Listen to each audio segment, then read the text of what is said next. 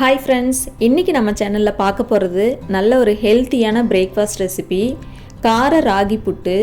இது ரொம்ப நல்லா டேஸ்டியாக இருக்கும். இதுக்கு சைட் டிஷ்ஷாக நிலக்கடலை சட்னி, தேங்காய் சட்னி எதுனாலும் வச்சு சாப்பிடலாம். நல்ல ஒரு ஃபில்லிங்கான பிரேக்ஃபாஸ்ட்டாக இருக்கும். இந்த ஹெல்த்தியான ராகி புட்டு எப்படி செய்கிறதுன்னு பார்த்துடலாமா? ஒரு கப் ராகி மாவு எடுத்திருக்கேன். அதை ஒரு சல்லடையில் போட்டு நல்லா சலிச்சு எடுத்துக்கலாம். இந்த மாவு நான் கடையில் வாங்கினது, அதனால் சலிக்கிறேன். நீங்கள் எடுத்துக்கிற மாவு வீட்லேயே அரைச்சது சுத்தமாக தான் இருக்குது அப்படின்னா சலிக்க தேவையில்லை, நீங்கள் அப்படியே யூஸ் பண்ணிக்கோங்க. இப்போ மாவு நல்லா சலிச்சு எடுத்தாச்சு. இப்போ மாவு பிணைஞ்சிக்கலாம். அதுக்கு சுடுதண்ணியில் உப்பு போட்டு தண்ணி கொஞ்சம் கொஞ்சமாக மாவில் ஊற்றி புட்டு மாவு பதத்துக்கு பிணைஞ்சி எடுத்துக்கலாம். தண்ணி ரொம்ப கொதிக்க வைக்கக்கூடாது, நம்ம கை பொறுக்கிற அளவு சூடு இருந்தால் போதும். அதே மாதிரி மாவு பிணையும் போதும் தண்ணி ஒரே இதாக ஊற்றிடக்கூடாது, கொஞ்சம் கொஞ்சமாக விட்டு புட்டு மாவு பதத்துக்கு பிணைஞ்சிக்கணும்.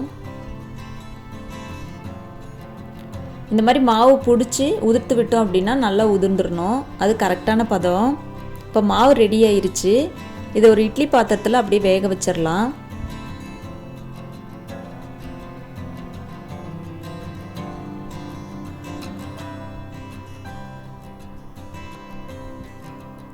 இப்படி 15லேருந்து 20 நிமிஷம் ஆகும் மாவு நல்லா வெந்து வர்றதுக்கு.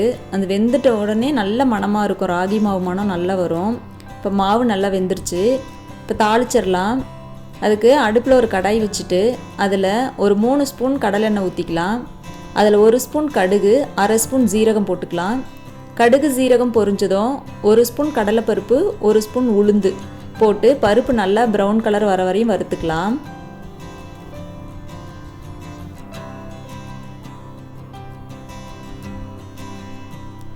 பருப்பு நல்லா ப்ரௌன் கலர் வந்ததும் காரத்துக்கு தேவையான அளவு மிளகாய் போட்டுக்கலாம். நான் ஒரு பச்சை மிளகாய், ஒரு வரமிளகாய் போட்டிருக்கேன். நீங்கள் உங்கள் காரத்துக்கு தேவையான அளவு போட்டுக்கோங்க. அது கூடவே பொடியாக கட் பண்ண இஞ்சி, ஒரு கொத்து கருவேப்பிலை போட்டுக்கலாம். இது கூடவே நான் ஒரு பெரிய சைஸ் வெங்காயம் பொடி பொடியாக கட் பண்ணி வச்சுருந்தேன், அதையும் சேர்த்து நல்லா வதக்கிக்கலாம். வெங்காயம் நல்லா கண்ணாடி பதம் வர வரையும் வதக்கிக்கலாம்.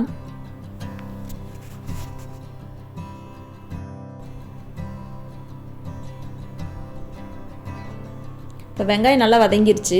இது கூடவே ஒரு அரை தக்காளி போட்டுக்கலாம். ஒரு சின்ன சைஸ் தக்காளியில் பாதி தக்காளி போட்டால் போதும், நிறைய தக்காளி போடக்கூடாது.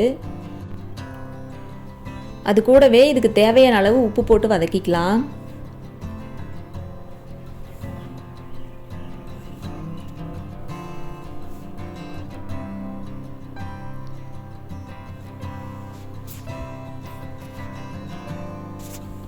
தக்காளி போட்டு நல்லா வதக்கியாச்சு. இப்போ ஒரு 1/4 கப் துருவின தேங்காய் போட்டுக்கலாம். தேங்காய் போட்டு நல்லா வதக்கி விட்டுட்டு இப்போ அது கூட நம்ம வேக வச்சு எடுத்து வச்சுருந்த ராகி மாவு சேர்த்துக்கலாம்.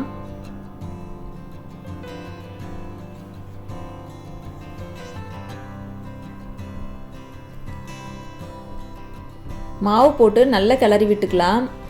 மாவு போட்டதுக்கப்புறம் அடுப்பு சிம்மில் வச்சுக்கணும். அந்த வெங்காயம் தேங்காய் கூட நல்லா மாவு மிக்ஸ் ஆகிற அளவுக்கு நல்லா கிளறி விட்டுக்கலாம்.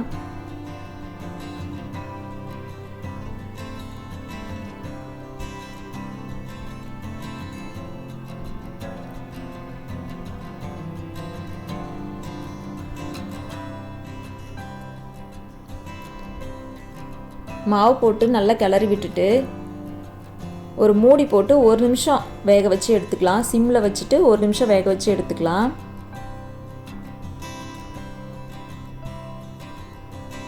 அவ்வளோதான், நல்ல டேஸ்டியான புட்டு ரெடி ஆயிடுச்சு. இது நல்லா சூடாக தேங்காய் சட்னியோ இல்லை நிலக்கடலை சட்னியோ வச்சு சாப்பிடும்போது அவ்வளோ நல்லா டேஸ்டியாக இருக்கும். இந்த டேஸ்டியான ராகி புட்டு கண்டிப்பாக உங்கள் வீட்டில் ஒரு முறை ட்ரை பண்ணி பாருங்கள்.